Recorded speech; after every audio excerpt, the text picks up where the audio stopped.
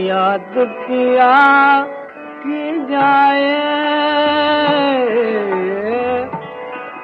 یہ دکھ سا نہ جائے، یاد کیا کی آئے۔ واقعی اس کھنکدار آواز کی تاثیر کو بھولنا بہت مشکل ہے۔ اتنا کھچاؤ، اتنا رس، اتنی کسک، اور ایسی جواری جن کی آواز میں موجود تھی، اس عظیم گلوکار استاد بڑے غلام علی خان صاحب کو بھلا کون نہیں جانتا۔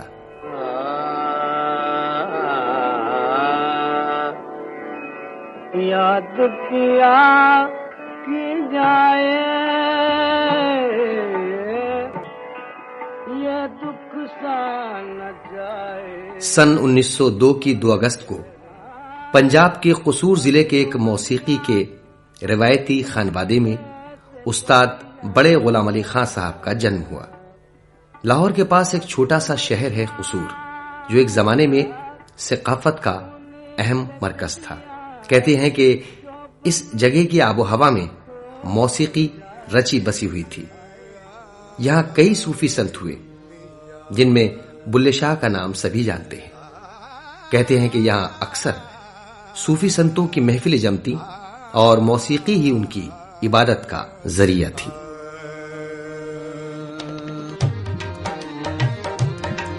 کدیا ملیا پیاریا، کدیا ملیا پیاریا، تیریاں واٹاں تو سرواریا، تیریاں واٹاں تو سرواریا، کدیا۔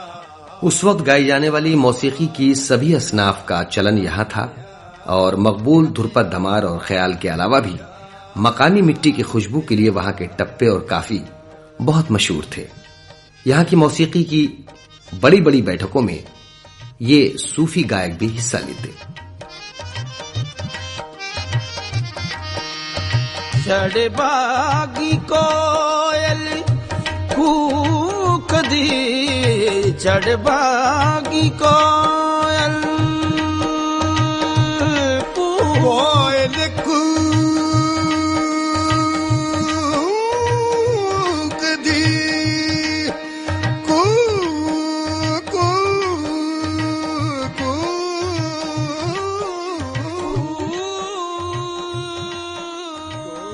طبلے کی دنیا کے بیتاج بادشاہ پدم بھوشن اعزاز یافتہ استاد احمد جان تھرکوا کے بڑے پوتے نسیم احمد تھرکوا کو ایک مرتبہ بامبے میں بڑے غلام علی خان صاحب کے ساتھ سنگت کا موقع ملا۔ وہ اس واقعے کو کچھ یوں بتاتے ہیں۔ کافی پرانی بات ہے، میرے خیال سے 1967 میں میں اپنے دادا جان استاد احمد جان تھرکوا خان صاحب کے ساتھ بمبئی گیا ہوا تھا۔ تو پہلی مرتبہ بمبئی گئے تھے ہم، ابا کا تو سب سے ملنا جلنا رہتا ہی تھا، خان صاحب کے بھی پاس مطلب ان سے بھی ملاقات کری۔ تو ایک دن کیا ہوا کہ خان صاحب کا پروگرام تھا، ان کے ساتھ نظام الدین خان صاحب طبلے پر سنگت پہ تھے اور تاج احمد خان صاحب ہارمونیم بجا رہے تھے۔ تو خان صاحب تھوڑا لیٹ ہو گئے، کافی لیٹ ہو گئے تھے نظام الدین خان صاحب۔ تو میں پاس میں بیٹھا ہوا تھا، تو تاج احمد خان صاحب نے کہا کہ خان صاحب اگر آپ کہیں تو میں ان سے ٹھیکہ لگوا لوں، یہ خان صاحب کے پوتے ہیں استاد احمد جان تھرکوا کے۔ تو وہ کہنے کہ اچھا، اور جلدی سے انہوں نے میرا سر اپنے پیٹ پر رکھ کے وہ مجھے بہت پیار کیا، کہنے کہ بیٹا طبلہ بجاتے ہو؟ میں نے کہا حضرت بجی طبلہ کیا، بس ابھی تو ہاتھ رکھنا سیکھ رہا ہوں میں۔ تو بولے تھے نہیں بس بیٹا بس بس بس میں سمجھ گیا، بجا لو گے تم میرے ساتھ۔ بہت دعائیں دی، اور اس کے بعد پھر فرسٹ ہاف میں نے ہی بجایا ان کے ساتھ، اور سیکنڈ ہاف استاد نظام الدین خان صاحب نے۔ یہ میری بڑی خوش قسمتی تھی کہ اس وقت خان صاحب نے مجھے 125 روپے دلوائے۔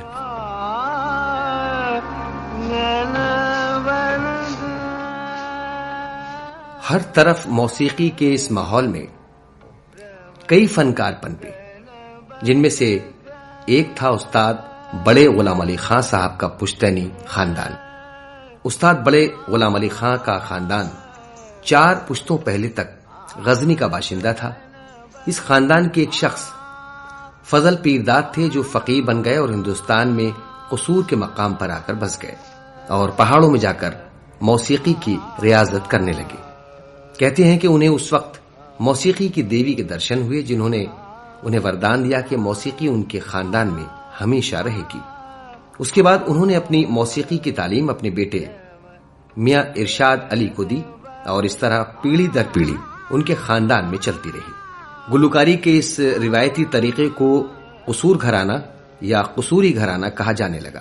اسی قصوری گھرانے کے سلسلہ نسب کے بارے میں اردو سروس کے ساتھ اپنی گفتگو میں بڑے خان صاحب کے پوتے اور استاد کرامت علی خان صاحب کے چھوٹے صاحبزادے استاد جواد علی خان صاحب بتاتے ہیں،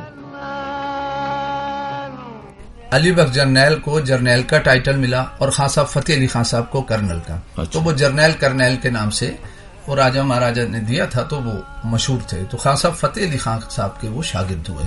تو اس طرح یہ ایمرج ہم ہوتے ہیں قصور اور پٹیالہ، اور وہاں سے ظاہری بات ہے کہ ان کی بھی خصوصیات جو تھیں وہ لی اور لے کر کے ایک پرفارمنس بنایا استاد علی بخش خان صاحب نے اور کالے خان صاحب قصور والوں نے، اور اس پرفارمنس کو اتنا خوبصورت بنایا کہ وہ تعلیم جو بڑے غلام علی خان صاحب، ان کے بھائی چھوٹے استاد برکت علی خان صاحب، ان کے تیسرے نمبر کے بھائی استاد مبارک علی خان صاحب، چوتھے امانت علی خان صاحب قصوری کے نام سے وہ مشہور تھے، تو ان چاروں بھائیوں نے اس کو سیکھا۔ پھر ہمارے والد کرامت علی صاحب اور ہمارے چچا استاد منور علی خان صاحب، بڑے غلام علی خان صاحب کے دو بیٹے تھے۔ تو منور علی خان صاحب نے اس سنگیت کو اپنایا اور انہوں نے گایا، اور ہم نے بھی انہی سے سنگیت کی تعلیم پائی۔ استاد بڑے غلام علی خان صاحب سے سیکھنے والوں کی بھی کمی نہیں رہی۔ خان صاحب کی شاگردہ محترمہ مالتی گیلانی خان صاحب سے اپنی وابستگی کو کچھ یوں بتاتی ہیں،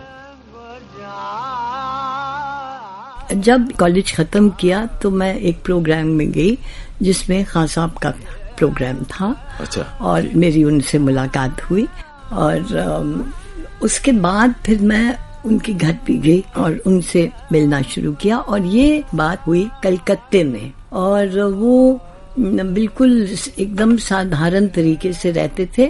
اس کے پہلے 2-3 میں نے ان کے پروگرام بھی سنے ریڈیو میں، تو میں نے کہا کہ خان صاحب مینو بھی تھوڑا سکھا دیو جی، تو کہنا ارے گانا بجانا بہت مشکل، پہلے سیکھتی تھی گندھرو مہا ودیالیہ میں، تو انہوں نے کہا کہ نہیں اب تو 18-19 برس ہو گئے، اور یہ اینی وے انہوں نے کسی طرح انہوں نے مجھے اپنا شاگرد کر لیا، اور میں نے خان صاحب سے ہی سیکھنا شروع کیا۔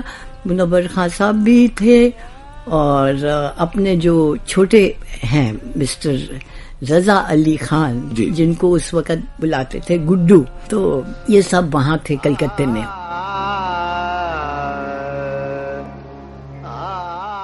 خان صاحب کے والد اور چچا استاد علی بخش اور استاد کالے خان اسی قصوری سلسلے کے گلوکار اور سارنگی نواز تھے۔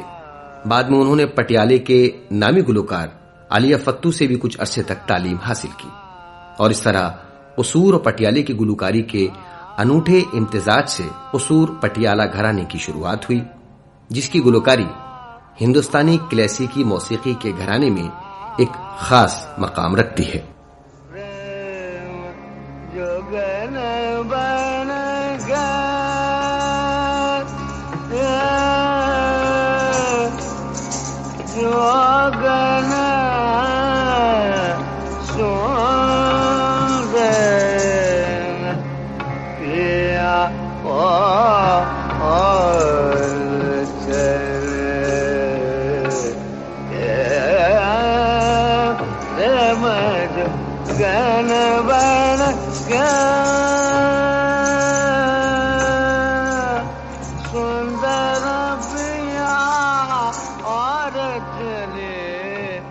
پٹیالہ قصور کی گلوکاری کی خصوصیت ہے کھلے آکار سے آلاپ یا توسیع کرنا، یعنی اسے بڑھانا۔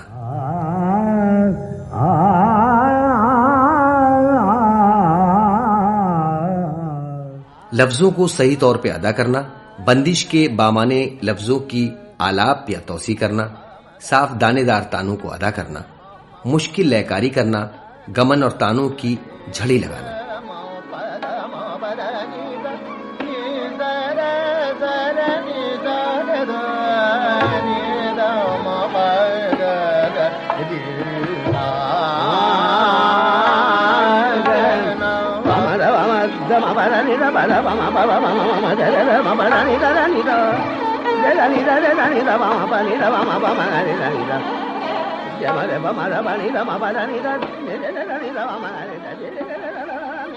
اس گائکی کے طریقے کے لیے استاد علی بخش اور استاد کالے خان اتنے مشہور ہوئے کہ جموں کے راجا نے انہیں درباری گلوکار کے طور پر اپنے دربار میں رکھ لیا. ساتھ ہی استاد علی بخش کو سنگیت رتن اور استاد کالے خان کو تان سمراٹ کے اعزاز سے نوازا.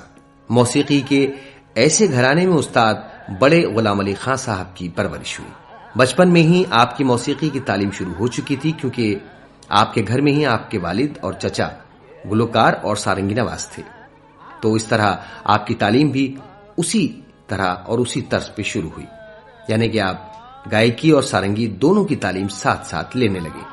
خان صاحب کے الفاظ میں یہ کہنا تھا کہ انہوں نے جب 7 سال کی عمر میں قاعدے سے موسیقی سیکھنا شروع کی تب انہیں اچھی طرح سروں کی یعنی کہ 7 شدھ 5 کومل سروں کا علم ہو چکا تھا.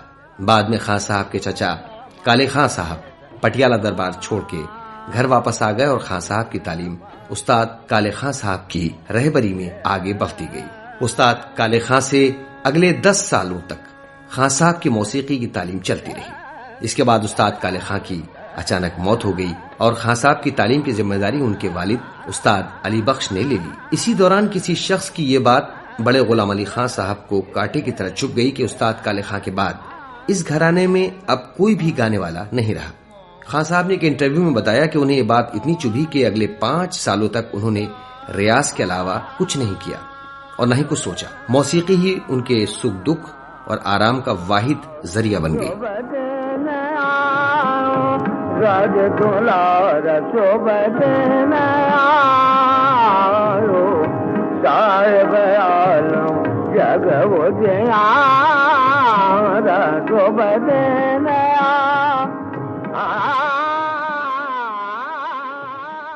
سارنگی جیسے مشکل ساز میں آپ نے بہت ہی جلدی مہارت حاصل کر لی اور سارنگی سے ہی خان صاحب نے موسیقی کی دنیا میں پہلا قدم رکھا.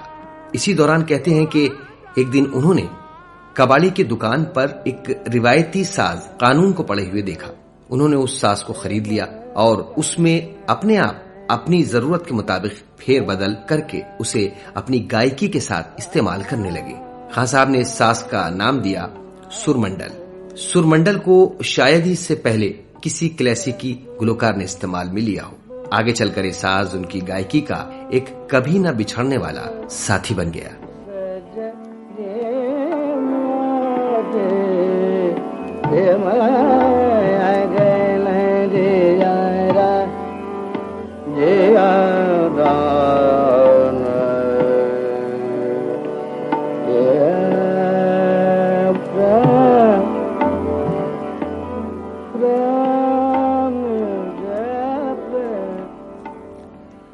تقریباً 30 کی دہائی تک استاد بڑے غلام علی خان زیادہ تر سارنگی ہی بجاتے رہے.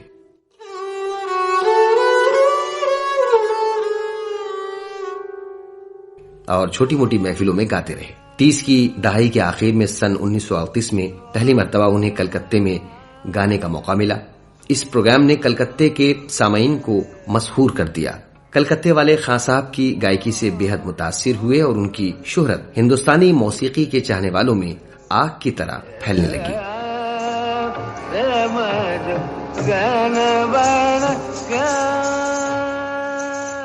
کلاسیکی موسیقی کی دنیا میں ایسی دمدار آواز میں اتنی مٹھاس شاید ہی کسی نے پہلے سنی ہو. بھاری اور کھلی آواز ہونے کے باوجود بھی خان صاحب کی موسیقی چاشنی میں پکی ہوئی ہوتی تھی. گائکی میں ان کا ایک ایک سر جیسے تراشا ہوا نکلتا. اچھے اچھے گائک ان کا لوہا ماننے لگے تھے. مین، کھٹکے، مرکی، گمن، زمزمہ، فطرت، صاف دانے دار تانے، سرگم کی جھڑی اور بولوں کی صاف ادائیگی سبھی کچھ خان صاحب کی گائکی میں 4 چاند لگا دیتی.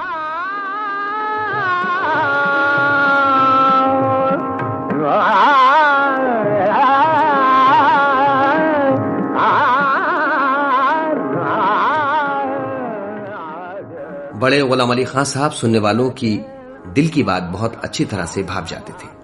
اکثر بڑے بڑے میوزک فیسٹیولز میں عام لوگوں کو سمجھ میں آئے ایسا ہی گانا گاتے. اس وقت وہ خیال گائکی کے بنیادی اصولوں کو بھی کئی بار نظر انداز کر دیتے تھے، لیکن ایسا کر کے ان کا اپنا گانے کا دل نہیں بھرتا. اس لیے کئی بار ایسا بھی ہوا کہ پروگرام سے لوٹ کر وہ اپنے گھر یا ٹھہرنے کی جگہ پر دوبارہ فوراً گانا گانے بیٹھ گئے.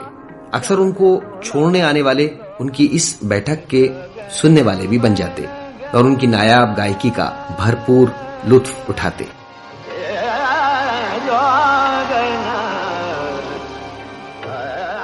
خان صاحب کا سب کچھ موسیقی تھا. ہندو یا مسلمان کے جھگڑے انہیں کبھی سمجھ میں نہیں آتے تھے.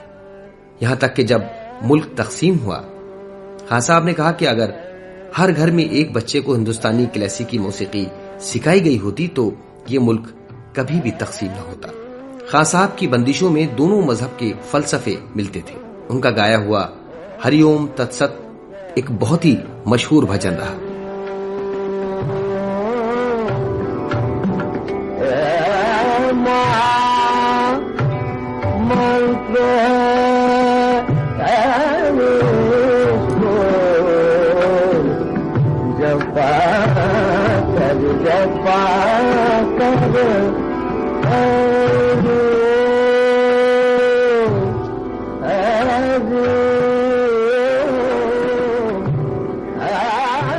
اکثر ان کے پروگرام کے آخر میں سامعین کی خاص فرمائش ہوتی تھی اس بھجن کے لیے. بڑے غلام علی خان صاحب کی کلاسیکی موسیقی کے خیالات وقت سے آگے تھے. جس وقت موسیقی کی دنیا میں کھوج بین جاری تھی اور ماہرین کے درمیان بحث چل رہی تھی کہ کیا کلاسیکی موسیقی علاقائی موسیقی سے نکلی ہے، اس وقت بھی خان صاحب کو اس بات میں کوئی شک نہیں تھا کہ کلاسیکی موسیقی میں راگوں کا جنم علاقائی دھنوں کے توسط سے ہوا. اس سلسلے میں وہ اپنے ایک انٹرویو میں کہتے ہیں، میں اتنا قابل تو ہوں نہیں کہ میں کچھ بیان کر سکوں بڑوں کے متعلق، مگر یہ معلوم ہوا کہ خدا نے جب ہمیں پیدا کیا ہے دنیا میں تو شہروں میں سر بانٹے گئے، شہروں میں بانٹے گئے. اب دیکھیے سندھ میں کیا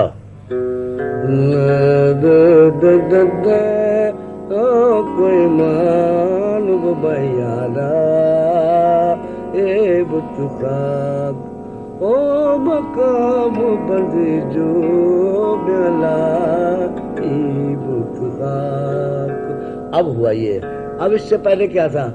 اے بت خاک مکان بندے جو حکمتاں کرے کوئی مان وہ میانا اے بت خاک. اب کے لوگ بھی اس طرح کہہ سکتے ہیں اور کہتے ہیں جو کہ اس کو نہیں جانتے، مگر کرتے کرتے کرتے کیا معلوم ہوتے ہوئے ایسے ایسے لوگ ہمارے پیدا ہوئے جنہوں نے اس کے درجے تک بنا دیے. کلاسیکل میوزک کے علاوہ استاد بڑے غلام علی خان صاحب نے ٹھمری دادرا بھی گایا. اتر پردیش اور بہار کے علاقائی موسیقی سے نکلی ٹھمری دادرا کی گائکی پورب کی طرف کچھ اور ہی ہے. اسے کھٹکے، مرکی، تان اور سرگموں سے خان صاحب نے ایسے سجایا کہ اس کی ایک الگ ہی پہچان بن گئی اور اسے پچھائیں ٹھمری یا پنجاب انگ کی ٹھمری کہا جانے لگا. استاد بڑے غلام علی خان صاحب کے ساتھ اکثر ان کے چھوٹے بھائی استاد برکت علی خان سنگت کیا کرتے تھے. ان کی گائی ہوئی انفرادی ٹھمریاں بھی کافی مقبول ہوئی. ٹھمری گائکی میں موسیقی کے ذریعے تاثرات کو پیش کرنا ایک بہت ہی اہم جزو ہوتا ہے. خان صاحب اپنی منفرد آواز کے لچیلے پن سے بولوں کی ادائیگی سے لفظ میں چھپے تاثرات کو اتنی خوبصورتی کے ساتھ ابھارتے تھے کہ سننے والوں پہ وجد طاری ہو جاتا تھا. اس کی مثال اس ٹھمری میں آپ کو ملے گی جس میں انہوں نے بچھڑنے اور دور رہنے کی بے چینی کو اتنی آسانی سے اپنے درد بھری آواز میں پیش کیا ہے کہ جو سننے کے لائق ہے.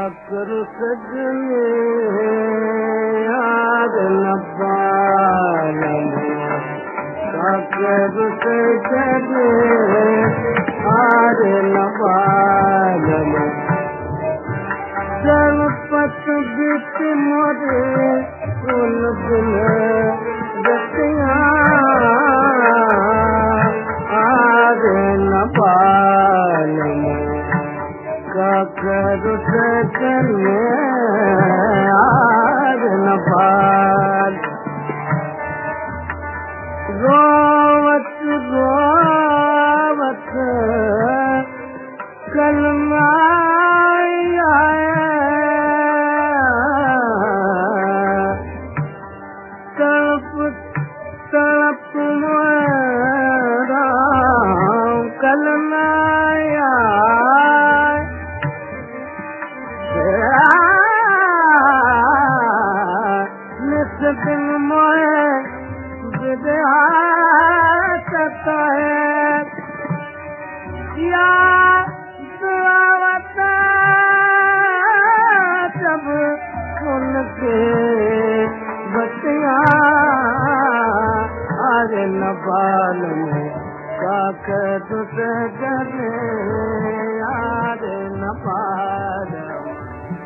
استاد بڑے غلام علی خان صاحب نے سب رنگ کے نام سے کئی بندشیں تخلیق کی.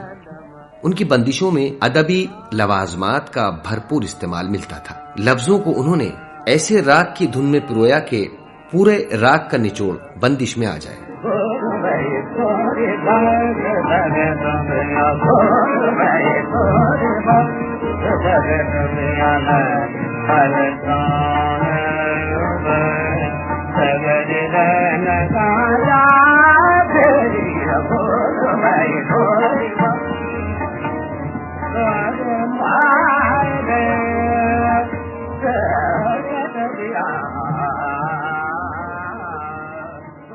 استاد بڑے غلام علی خان صاحب اعلیٰ درجے کے مقبول ترین فنکار ہونے کے باوجود ایک انتہائی سادہ لو انسان تھے.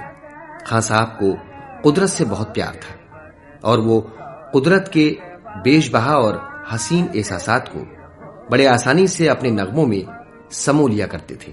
مثال کے طور پہ پنچھیوں کی اڑان کے طریقوں کو وہ اپنی تانوں کی بنیاد بنا لیا کرتے تھے. موسم برسات میں پانی کی بوچھار میں بیٹھ کر جیسے قدرت سے لو لگاتے ہوئے تانے لگاتے تھے. قدرت سے ان کے والہانہ پیار اور اس سے لی جانے والی سیکھ کا ذکر کرتے ہوئے اردو سروس کے ساتھ اپنی گفتگو میں بڑے خان صاحب کے پوتے اور استاد کرامت علی خان صاحب کے بڑے صاحبزادے استاد مظہر علی خان صاحب کہتے ہیں، تو ایک واقعہ مجھے یاد آتا ہے جو منور علی خان صاحب نے بتایا کہ وہ ایک دفعہ ایک تالاب میں نہا رہے تھے. بیٹھے ہوئے تھے تو شاگرد ایسے پانی ڈال رہا تھا، صابن لگا رہا تھا، نہا رہے تھے. تو اس میں انہوں نے دیکھا کہ مچھی جو ہے وہ ایسے جاتی ہے، ایسے جاتی ہے، ایسے جاتی ہے. انہوں نے اس سے ایک چیز عکس کی کہ دیکھو یہ ایک ایسی چیز ہے کہ یہ بہت کمال کی اس میں سے ایک چیز نکل رہی ہے. وہ چیز کیا؟ دھنی تھا، مادانی تھا، گھامادانی تھا، ریگا مادانی تھا، نیتا دھانی تھا، نہیں تھا، مادانی تھا، ریگا مادانی تھا، مادانی تھا، دانی تھا، نہیں تھا، گھا مادا ریگا مادانی، مادانی دانی تھا. یہ مطلب انہوں نے بہت سی چیزیں جو ہیں وہ نیچر سے لی اور ان کو اتنا مطلب پرفیکٹ کیا. یہی نہیں، خان صاحب راگ ماروا کی ترغیب سورج کے غروب ہونے سے لیتے تھے.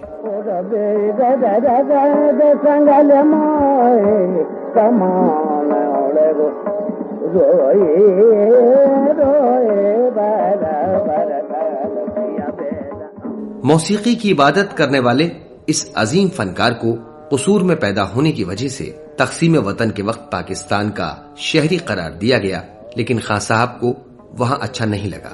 سن 1957 میں اس وقت کے مہاراشٹر کے وزیر اعلیٰ مورارجی دیسائی کی مدد سے بڑے غلام علی خان صاحب نے ہندوستان کی شہریت حاصل کی اور یہیں کے ہو کر رہ گئے. سن 1961 میں عالمی موسیقی کو اس وقت ایک دھچکا لگا جب خان صاحب کو دل کا دورہ پڑا اور ساتھ ہی انہیں لقوے کے حملے کا بھی سامنا کرنا پڑا.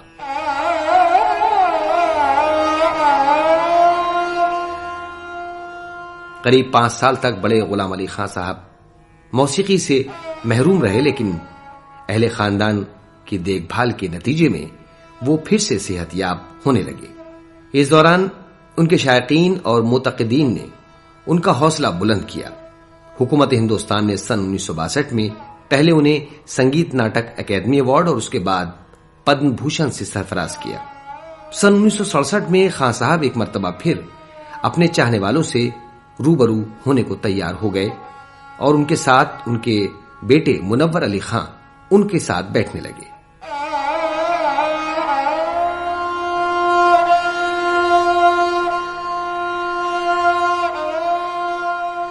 मगर वक्त ने बहुत देर वफा न की और सन 1968 में खान साहब को एक मर्तबा फिर दिल का जबरदस्त दौरा पड़ा जो उनकी मौत का सबब बना।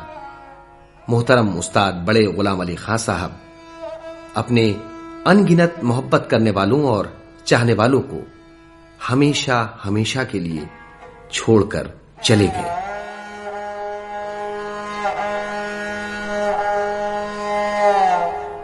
और छोड़ गए मौसीकी का कभी ना खत्म होने वाला वो बेजबहा खजाना जो आज और हमेशा हमारा कीमती असासा रहेगा।